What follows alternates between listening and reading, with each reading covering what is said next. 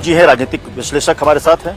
साथ ही भुवन जोशी साहब हैं, भुवन जोशी भास्कर साहब हैं, समाजवादी पार्टी के प्रवक्ता हैं। मैं प्रेम कुमार जी, निशिकांत दुबे को आपने सुना, वो कह रहे हैं कि पहले तो इंडिया के जितने भी सहयोगी दल हैं वो इस इंडिया का फुल फॉर्म ही बता दें। सब तो एक दूसरे के खिलाफ लड़ाई लड़ते रहे हैं और ये संसद में लड़ने आ गए हमसे, जबकि उनको भी पता है कि आंकड़ा उनके पास है नहीं। देखिए प्रत्युष जी, संसद क्विज खेलने की जगह नहीं कि वहाँ इंडिया का मतलब बता दें और इस तरह के सवाल पूछें। मूल बात है कि देश की सबसे बड़ी प्रॉब्लम मणिपुर, जहाँ जातीय नरसंहार हो रहे हैं और लगातार हो रहे हैं, और वहाँ महिला का जातीय हिंसा में खुली चुनौती के रूप में इस्तेमाल हो रहा है कि देखो हम तुम्हारी जाति की महिला को नंगा कर सकते हैं। ये कोई आम घटना नहीं है, हम नग्न परेड करा सकते हैं पुलिस के सामने, पुलिस से छीन कर। ये कोई लॉ एंड ऑर्डर का प्रॉब्लम नहीं है, लेकिन बीजेपी इसको लॉ एंड ऑर्डर का प्रॉब्लम के रूप में देखती है। प्रधानमंत्री ने दिखाया है, बीजेपी के सारे नेता इसी रूप में देखते हैं, इसलिए वो कभी राजस्थान से तुलना करने लग जाते हैं, कभी छत्तीसगढ़ से करने लग जाते हैं। लेकिन ये घटना इस मिसाल है और ये घटना शर्मनाक है। प्रधानमंत्री जी क्यों नहीं जाएंगे मणिपुर? क्यों चुप रहे इतने दिनों तक? क्यों नहीं लिया इस्तीफा मुख्यमंत्री का? ये ऐसे सवाल हैं जिनका जवाब देना प्रायोरिटी होनी चाहिए। तो राहुल जी, इसीलिए अविश्वास प्रस्ताव लाया गया क्या? बिल्कुल लाया गया। प्रधानमंत्री एक तरह से 80 दिनों के बाद बोलते हैं, वो भी केवल 30 सेकंड के लिए बोलते हैं। जनता क्या सोचेगी? सोचिए, वो मणिपुर छोड़ के पूरे दुनिया की यात्रा करते रहे, वो प्रचार करते रहे, कर्नाटक के चुनाव प्रचार में व्यस्त रहे।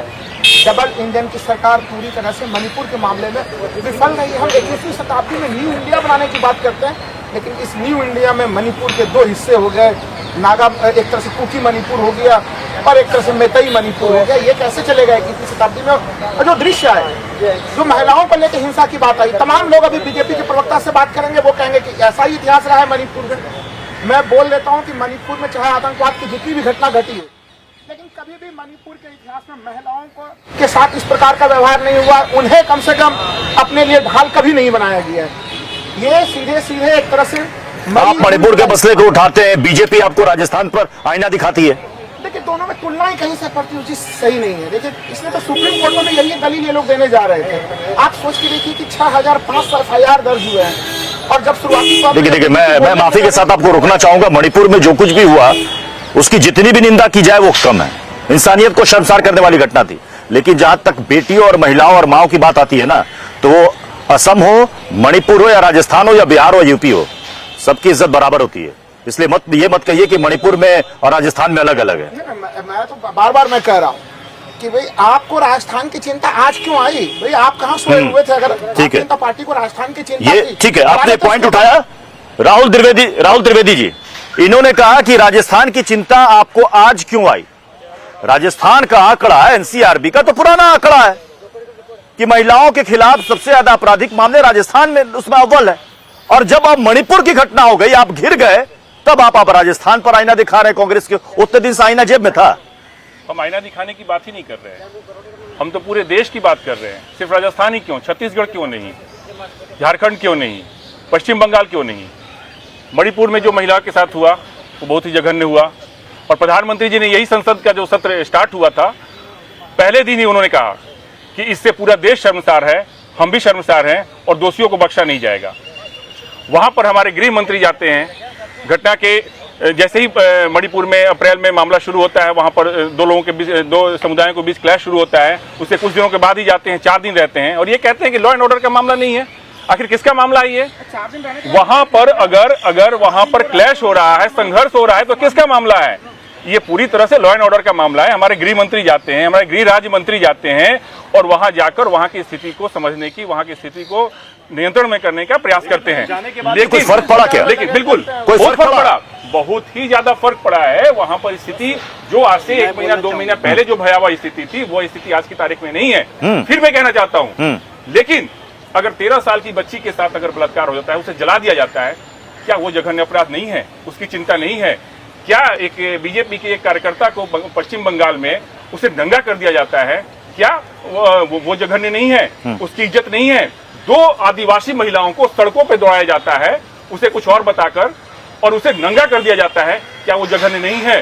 छत्तीसगढ़ में लोग अपनी मांगों को लेकर सड़क पे नंगा परेड करते हैं, क्या वो मामला नहीं है? इनका दोहरा चरित्र, महिलाओं की बात कर रहे हैं, यही वो लोग हैं जो मुस्लिम महिलाओं का 3 तलाक का बिल जब आया, जब वो कानून बना, ये लोग उसका विरोध कर रहे थे। क्या मुस्लिम बहनें माताएं हैं वो हमारे देश की महिलाएं नहीं हैं? ये पिक एंड चूज, ये पहले सबसे बड़ी मोहन जी, ये पिक एंड चूज है क्या? कि ये सुविधा के अनुसार से पिक एंड चूज है क्या? देखिए, आज पहले तो मैं आपकी बात का जवाब दे दूं, मुझे विषय पे और भी आना है। जो भारतीय जनता पार्टी के प्रवक्ता साथी ने कहा, कांग्रेस ने कहा, पहले तो मैं आज हमारी सांसद माननीय डिम्पल यादव जी के बयान को आया, उन्होंने स्पष्ट तौर पे कहा है चर्चा सबकी होनी चाहिए, जहाँ भी इस तरह की घटना घटती है जिससे भारत की जो हम मातृशक्ति है, महिलाओं की जो एक संवेदना है पूरे देश की होनी चाहिए। ये हमारी नेता ने आज सांसद में संदर्भ में कहा है। और हम लोग इस तरह के, ना तो हम लोग कहते हैं कि राजस्थान की भी चर्चा हो, अन्य जगहों की भी चर्चा हो, लेकिन मणिपुर की घटना थोड़ा अलग है। मैं आपको बताना चाहता हूँ बहुत जिम्मेदारी से, मणिपुर की घटना क्या है। वहाँ पर जातीय हिंसा के कारण वहाँ पर क्या करा गया है कि महिलाओं का उपयोग करा गया है। जिस 2 गुटों में जातीय हिंसा हुई और उन्होंने एक दूसरे की महिलाओं का दुरुपयोग, जो नग्न परेड कराई गई, वो केवल जातीय हिंसा को एक दूसरे को नीचा दिखाने के लिए करी गई। ये लॉ एंड ऑर्डर से भी ऊपर की स्थिति है। और आज प्रधानमंत्री जवाब नहीं दे रहे, कैसे ये भारतीय जनता पार्टी के लोग बेटी बचाओ बेटी पढ़ाओ की बात कर सकते हैं? निश्चित तौर पर इनका जो नारा है वो खोखला दिखाई देता है। इसी दिल्ली में हमारी देश की पहलवान की महिलाएं जो कि लगातार संघर्ष करती है, देश के लिए पदक लाने का काम करती हैं, किस प्रकार इनके सांसद के द्वारा जो प्रताड़ना झेलती है, आप ये बताइए। आप बताइए, अभी मेरे साथी अन्य राज्यों की बात कर रहे थे, मैं उत्तर प्रदेश में रहता हूं सर, मैं आपको बहुत जिम्मेदारी से कहना चाहता हूं, हाथरस की बेटी को योगी सरकार में जला दिया जाता है। क्या ऐसी घटना होती है? क्या आगरा में एक माँ बेटी को जला दिया जाता है प्रशासन के द्वारा? तो क्या इस तरह की घटना उत्तर प्रदेश में बवाल नहीं है? उत्तर प्रदेश भी जल रहा है सर। और मैं तो कहता हूँ ये भारत जलाओ पार्टी का एजेंडा है। ये भारत जलाओ पार्टी मणिपुर को जलाना चाहते हैं, हरियाणा को जलाना चाहते हैं, देश को जलाना चाहते हैं, क्योंकि इनका एजेंडा है कि लोगों को नफरत की दुकान में बांटो, हिंदू मुसलमान को बांटो, मंदिर मस्जिद को बांटो, निश्चित तौर पे देश को बांटने चले। जिन लोगों ने आजादी की लड़ाई में माफी मांगने का काम कराओ, जिन लोगों ने पेंशन लेने का काम कराओ, उनसे देश आशा क्या करता है? और मैं कहना चाहता हूं, जो 140 करोड़ के लोग हैं सदन में, हम चाहे जीते ना हारे, लेकिन मैं कहना चाहता हूं, अगर देश में जब कभी इतिहास बनेगा तो ये कहा जाएगा कि इंडिया मातृशक्ति के लिए लड़ रहा था और भारतीय जनता पार्टी, इनका जो एनडीए है, वो लड़ाई लड़ने का काम कर रहा था। किस प्रकार दबाने का काम करे, किस प्रकार दबाने का काम करे उस आंदोलन को, किस प्रकार उन बेटियों की लड़ाई को कमजोर करने का काम करे। ये बेटियों की लड़ाई को कमजोर कर रहे हैं। इंडिया उस लड़ाई को लड़ रहा है और निश्चित तौर पे इंडिया की बेटी जीतेगी, इंडिया की माता जीतेगी। मैं आपको बहुत जिम्मेदारी से कहना चाहता हूँ। जिनका स्वतंत्रता आंदोलन में कोई इतिहास ही ना रहा हो, ऐसे लोग स्वतंत्रता आंदोलन की बात कर रहे हैं, इस पे हास्यास्पद है।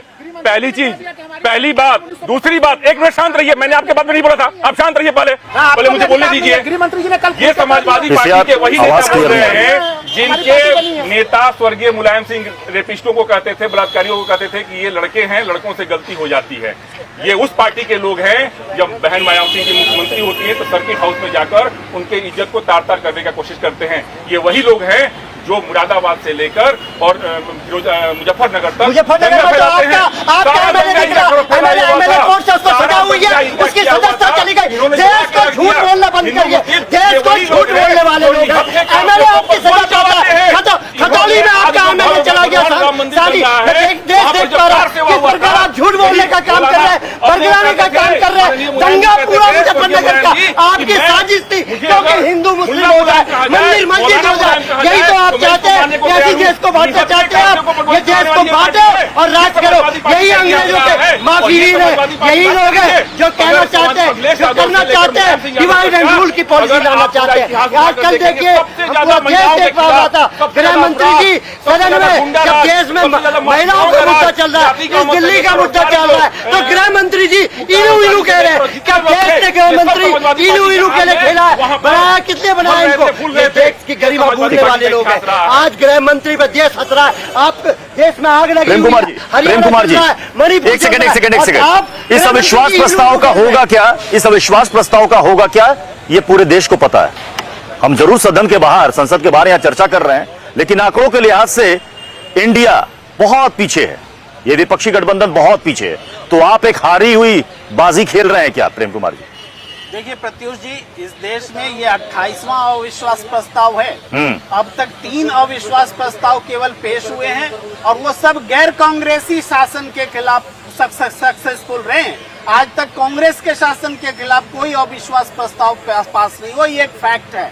दूसरी बात है कि अविश्वास प्रस्ताव पास हो या फेल हो, संसद को आवारा बनने नहीं देंगे।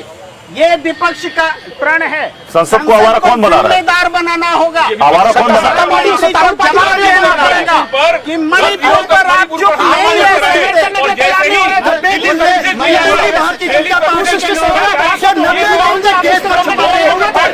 और वहाँ पर प्रधानमंत्री का दही जम जाता है, प्रधानमंत्री के मुंह में दही जम जाता है, जब फेसबुक बार-बार पर ट्वीट करते हैं कि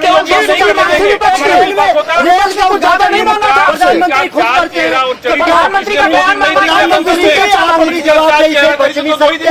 आज भारत की बेटी आपसे पूछ रही है, भारत की माताएं आपसे पूछ रही है, जब मणिपुर में घटना घट रही थी तो प्रधानमंत्री जी विश्व में अपनी छवि खेल रहे।